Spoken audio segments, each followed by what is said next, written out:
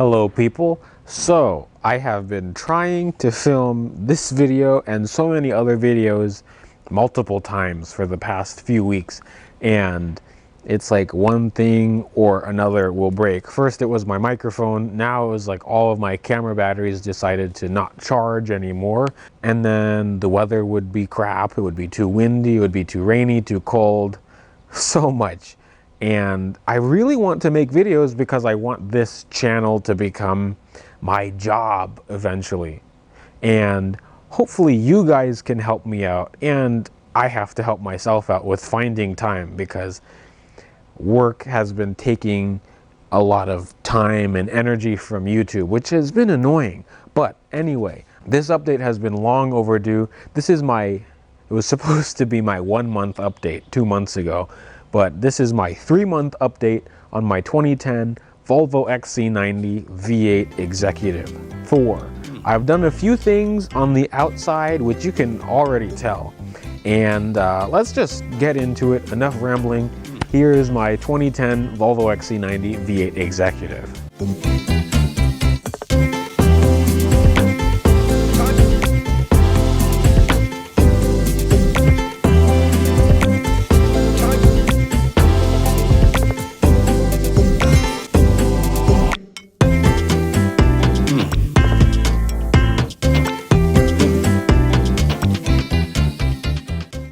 So since I'm already on the outside, there's a few things that I want to talk about that I've done, and these are all, to me at least, subtle things that kind of bring out my own personality in my XC90. The first thing that you can see is I plasti-dipped my wheels. I also did the wheels on my truck in a different color, but I'll talk about that in my truck's update video. But I did anthracite gray plasti-dip.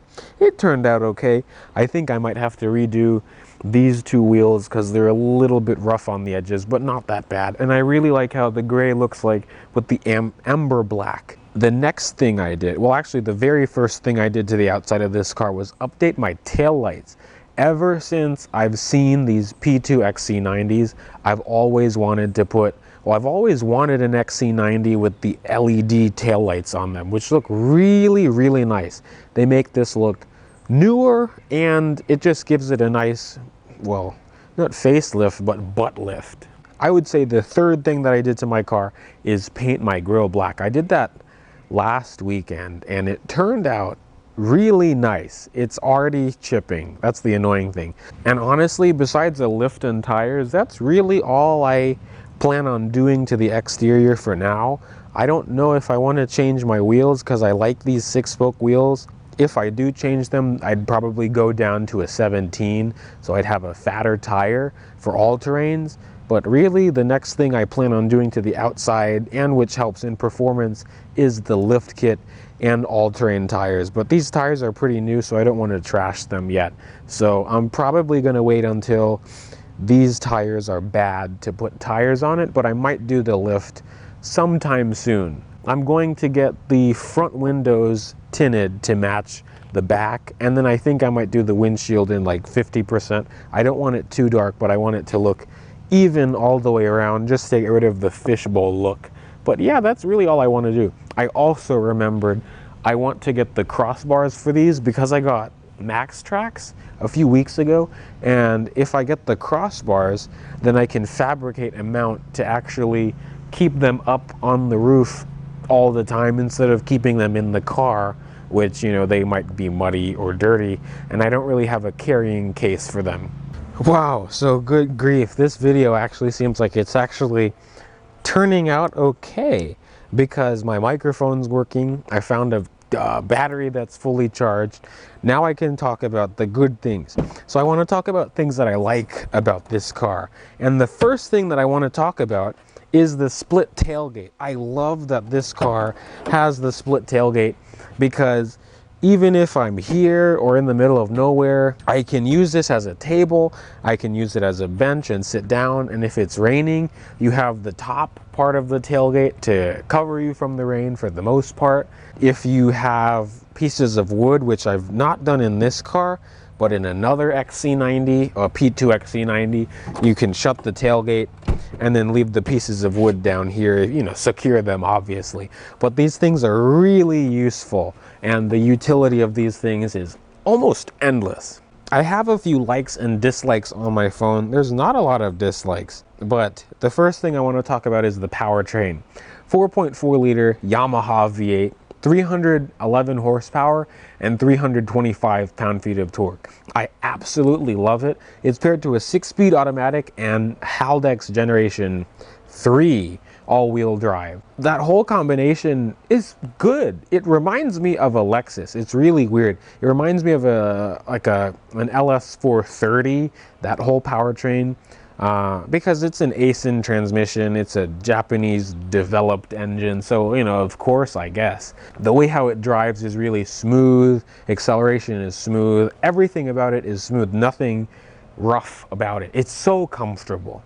And I guess that is the other thing. Well, after that, it handles really well. I've thrown this around some corners that I've not expected how this car was supposed to handle. And it does lean a little bit, but it does feel very sure-footed, and you don't feel like a wheel is going to come up when you're really pushing it around a turn. A negative is the MPGs, which don't really bother me, but I guess other people.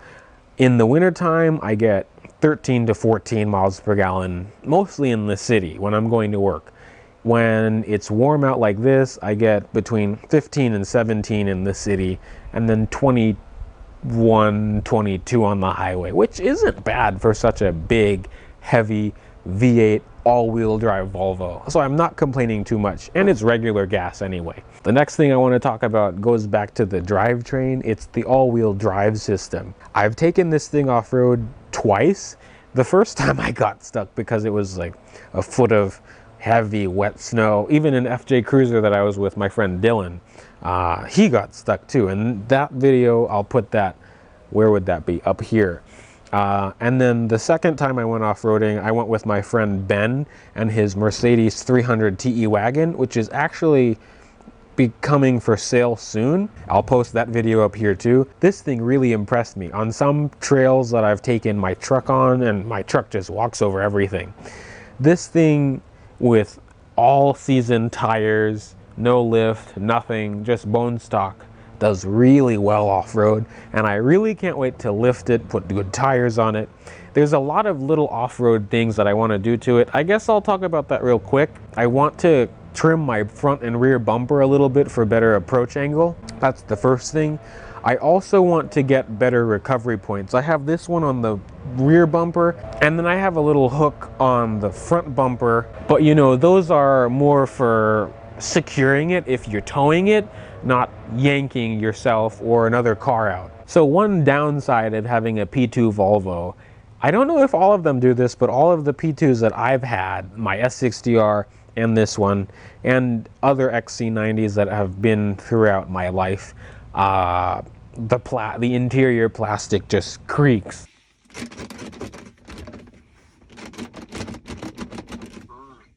And I know the biggest thing that you might be wondering about having a P2 XC90 V8 for an extended period of time is the maintenance. And a lot of people warn me how scary these may be mechanically. So my experience for the past 3 months with my V8 XC90, nothing. I've really not run into any mechanical issues with this car in the past 3 months.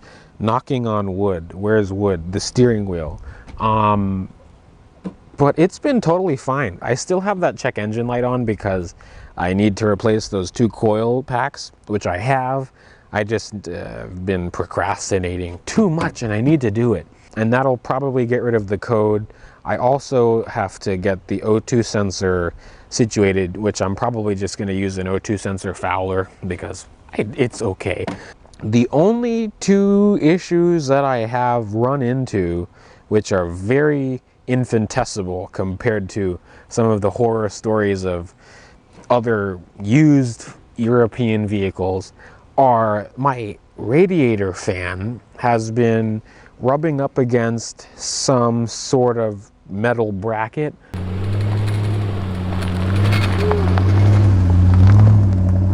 The fan works perfectly. I thought the fan was going out, but I can see that it's something rubbing up against the fan.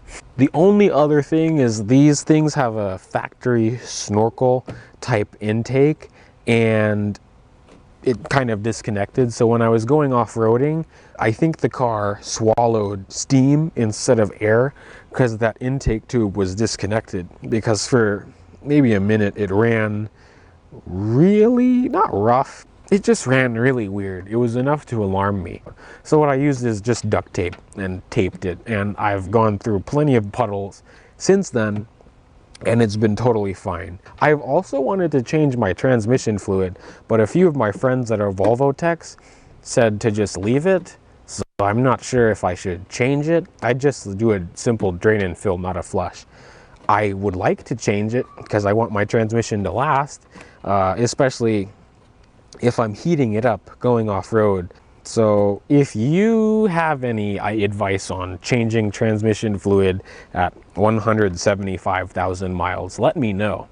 So here we have a tour of Thor. So you can see everything up close, like the grill. It's already chipping. I really don't know how to stop paint from chipping off chrome. It's so annoying, but that's it so far. I really love how it turned out otherwise. I did polish my headlights, but I probably just have to get new housings eventually, because these have been sanded and buffed probably 5 times. And then this is one of the wheels. You can see I need to put more dip on the corner of it just so when I'm washing it, it doesn't peel off. And here's a better glimpse of my tail lights. How beautiful they look. I'm honestly satisfied with how the gray wheels go with the chrome that's on the car now, because now the chrome or the silver trim isn't excessive to me, so I kind of like it. Yes, that's all the oil from all my hoopties, but yeah, I really like how the gray wheels match with the black and the chrome. Inside is pretty much the same. I really haven't done anything different in here. I'm still using that same phone mount, which I love, and I still want to get that Legend head unit, because I've been using this little $11 Bluetooth FM transmitter, which works, but the sound quality isn't that great. But yeah, everything is pretty similar. I got the interior detailed a few months ago. It doesn't look like it now. Well, I still keep the thing clean. I don't really have people go in my back seat or the third row. The third row is down all the time. So yeah, not much different inside.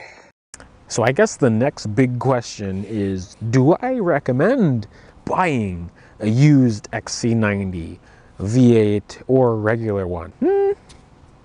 Yeah, I am probably the only 19-year-old that would actively buy an XC90, but it's what makes me happy. This is like one of my attainable dream cars. It's weird, but I know. I definitely recommend any P2 XC90 except an old T6. Anything besides that has been pretty good. I have had experience with the V8, obviously, the 2.5, and the 3.2. They're all good engines as long as you take good care of them. Some are more reliable than others, some are easier to work on, some are harder to work on.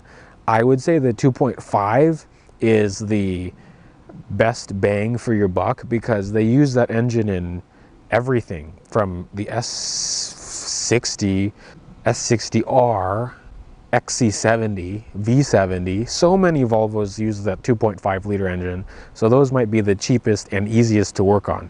I'm genuinely happy with this car. And look at it, it looks really nice. I'm also not one for asking for a lot of things, but people have told me for both my XC90 and my S60 to reach out to some companies for sponsorships. I have some emails I need to send, but if you're watching from Cross Country Performance, IPD, Viva performance. I don't know. Expect an email from me, that's all I'll say. But I think that's all I have planned in my video. This is the first of 3 that I'm trying to film today. So hopefully you guys enjoyed my 3-month, 175,000 mile update on my 2010 Volvo XC90 V8 Executive 4. And yeah, I'll see you guys in the next one. Bye, peeps.